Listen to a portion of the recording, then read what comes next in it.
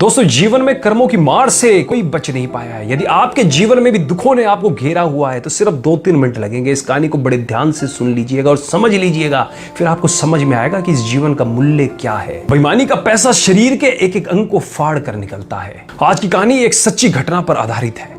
रमेश चंद्र, जो पंजाब के खन्ना नामक शहर में एक मेडिकल स्टोर चलाते थे, उन्होंने अपने जीवन का एक पृष्ठ खोलकर सुनाया जो दर्शकों की आंखें भी खोल सकता है और शायद उस पाप से जिसमें वह भागीदार बना उससे भी बचा जा सकता है। रमेश चंद्र का मेडिकल स्टोर, जो कि अपने स्थान के कारण काफी पुराना और अच्छी स्थिति में था, लेकिन जैसे ही कहा जाता है कि धन एक व्यक्ति के दिमाग को भ्रष्ट कर देता है, और यही बात रमेश चंद्र जी के साथ भी घटित हुई।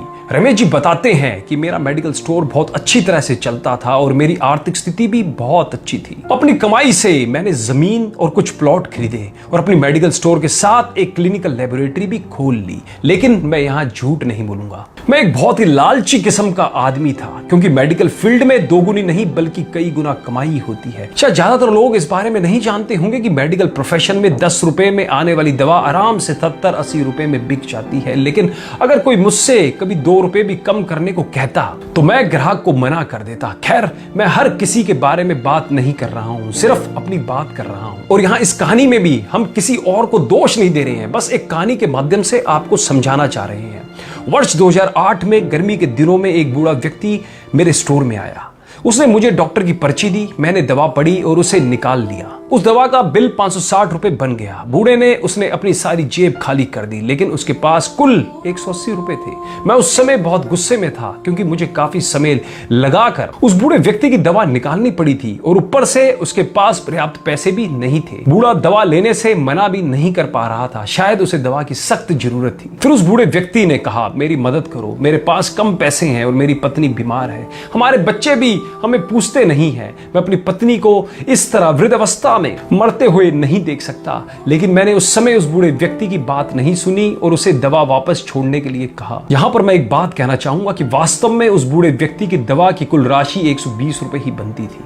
अगर मैंने उससे 150 रुपए भी लिए होते तो भी मुझे 30 रुपए का मुनाफा ही होता। लेकिन मेरे लालच ने उस बूढ़े लाचार व्यक्ति को भी नहीं छोड़ा। फिर मेरी दुकान पर खड़े एक दूसरे ग्राहक ने अपनी जेब से पैसे निकाले और उस बूढ़े आदमी के लिए दवा खरीदी, लेकिन इसका भी मुझ पर कोई असर नहीं हुआ। मैंने पैसे लिए और बूढ़े को दवाई दे दी। समय बीतता गया और वर्ष 2009 आ गया। मेरे इकलौते बेटे का ब्रेन ट्यूमर हो गया।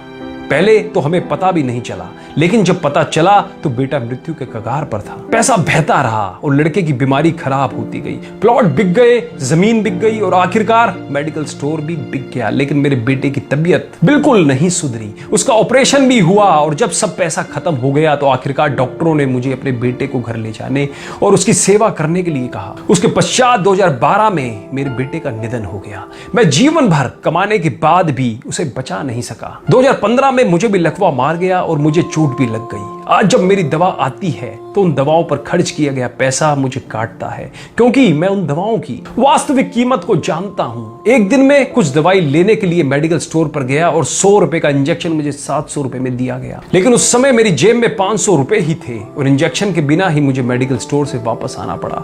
उस समय मुझे उस बूढ़े व्यक्ति की बहुत याद आई और मैं घर चला गया। मैं लोगों से कहना चाहता हूं कि ठीक है कि हम सभी कमाने के लिए बैठे हैं, क्योंकि हर किसी के पास एक पेट है, लेकिन वैध तरीके से कमाएं, ईमानदारी से कमाएं। गरीब लाचारों को लूट कर कमाई करना अच्छी बात नहीं है, क्योंकि नर्क और स्वर्ग केवल इस धरती पर ही है, कहीं और नहीं है। और आज मैं नरक भुगत रहा हूं। पैसा हमेशा मदद नहीं करता, हमेशा ईश्वर के भय से चलो, उसका नियम अटल है, क्योंकि कई बार एक छोटा सा लालच भी हमें बहुत बड़े दुख में धकेल सकता है। जीवन शतरंज के खेल की तरह है और यह खेल आप ईश्वर के साथ खेल रहे हैं। आपकी हर चाल के बाद अगली चाल ईश्वर चलता है। तो एक बार सदैव चिंतन करें, जैसी करनी वैसा ही भरनी, जैसी करनी वैसा फल, आज नहीं तो निश्चित कल हम बदलेंगे, युग बदलेगा। कहानी अच्छी लगी हो तो अपने फेसबुक वॉल पर, अपने व्हाट्सएप ग्रुप में सभी दोस्तों रिश्तेदारों में इस वीडियो को ज्यादा से ज्यादा शेयर करो, जिनसे आज के समय जो लोग दूसरों की मजबूरियों का फायदा उठा रखे हैं उनकी मानसिक स्थिति के अंदर परिवर्तन आ सके और वो भी कुछ अच्छा काम कर सके। कहानी अच्छी लगी हो तो कमेंट भी जरूर कीजिएगा। धन्यवाद।